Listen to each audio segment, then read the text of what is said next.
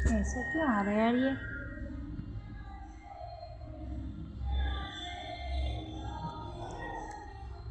Good morning everyone. आज हम पढ़ने जा रहे हैं भारत की संघीय कार्यपालिका। भारत संघ की कार्यपालिका शक्ति राष्ट्रपति में निहित है अनुच्छेद 53 में।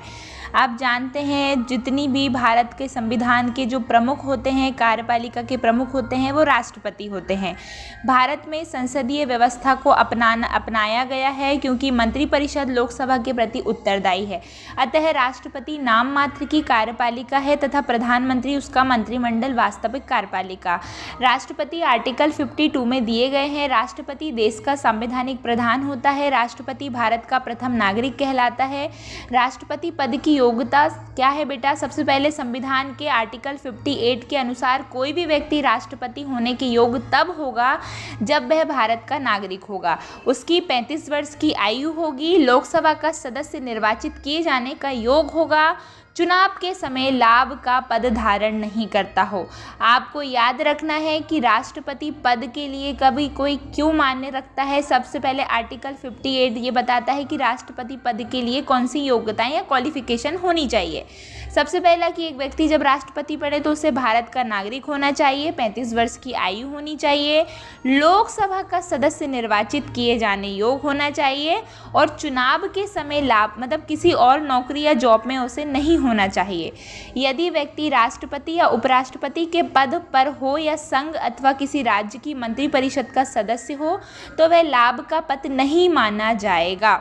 राष्ट्रपति के निर्वाचन के लिए निर्वाचक मंडल आर्टिकल 54 में दिया बेटा। योग्यताएं क्वालिफिकेशन आर्टिकल 58 में दी गई हैं और निर्वाचक मंडल आर्टिकल 54 में दिया गया है। इसमें राज्यसभा, लोकसभा और राज्यों की विधानसभाओं के निर्वाचित सदस्य रहते हैं। नवीनतम व्यवस्था के अनुसार पौंडीचेरी विधानसभा तथा दिल्ली की विधानसभा के निर्वाचित सदस्य को ही भी सम्मिलित किया गया है। राष्ट्रपति पद के उम्मीदवार के लिए निर्वाचक मंडल के 50 सदस्य प्रस्तावक तथा 50 अनुमोदक होते हैं। एक ही व्यक्ति जितनी बार चाहे राष्ट्रपति पद के लिए निर्वाचित हो सकता है। अगली इन्फॉर्मेशन क्या है? राष्ट्रपति का निर्वाचन समानुपातिक प्रतिनिधित्व प्रणाली एकल संक्रमण मत पद्धति के द्वारा होता है। आर्टिकल 55 में दिया हुआ है। ठीक है। राष्ट्रपति के निर्वाचन से संबंधित विवादों का निपटारा उच्चतम न्यायालय द्वारा किया जाता है। निर्वाचन अवैध घोषित होने पर उसके द्वारा किए गए कार्य अवैध नहीं होते हैं। राष्ट्रपति अपने पद ग्रहण करने की तिथि से 5 वर्ष की अवधि तक पद धारण करेगा।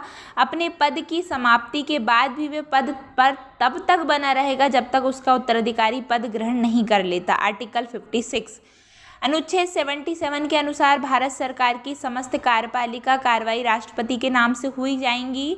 आर्टिकल 77 के 3 के अनुसार राष्ट्रपति भारत सरकार का कार्य अधिक सुविधापूर्वक किए जाने और मंत्रियों के उक्त कार्य के लिए आवंटन किए जाएंगे। सबसे पहली बात करते हैं भारत के सबसे पहले राष्ट्रपति की, डॉक्टर राजेंद्र प्रसाद जी। दूसरे राष्ट्रपति डॉक्टर एस राधाकृष्ण जो 1962 से 1967 तक भारत के राष्ट्रपति रहे हैं। भारत के तीसरे राष्ट्रपति डॉक्टर जहांगीर हुसैन जी रहे हैं जो 1967 से 69 तक रहे हैं। अगले आपको नजर आ रहे हैं कि बीबी गिरी जी थे, फिर फखरुद्दीन अली अहमद, नीलम Sanjiva Reddy, Gyani Zail Singh, R Venkataraman, doctor Shankar Dayal Sharma, ये हमारे भोपाल के थे बेटा, याद रखना। KR Narayanan, doctor APJ Abdul Kalam, Pratibha Devi Singh Patil, पहली महिला राष्ट्रपति प्रतिभा देवी सिंह पाटिल, प्रणब मुखर्जी, रामनाथ कोविंद। अभी प्रेजेंट में हमारे यहाँ कौन राष्ट्रपति है ये मुझे आप कमेंट में करके बताइएगा। बीबी गिरी 3 मई 1969 से 20 जुलाई 1969 तक, न्यायमूर्ति मोहम्मद हिदायतुल्लाह 20 जुलाई से इतने समय तक ये रहे हैं। ठीक है। आगे हमने इतनी सारी चीज़ें पढ़ी। उपराष्ट्रपति को संबोधित अपने त्याग पत्र द्वारा ये त्याग पत्र उपराष्ट्रपति को संबोधित किया जाएगा। ठीक है। राष्ट्रपति का महाभियोग आर्टिकल 61 में दिया हुआ है, आप देख सकते हैं। राष्ट्रपति के वेतन भत्ते के बारे में दिया हुआ है। राष्ट्रपति का मासिक वेतन 5 लाख रुपए होता है। राष्ट्रपति का वेतन आयकर से मुक्त, मतलब टैक्स नहीं लगता है राष्ट्रपति के वेतन में। ठीक है।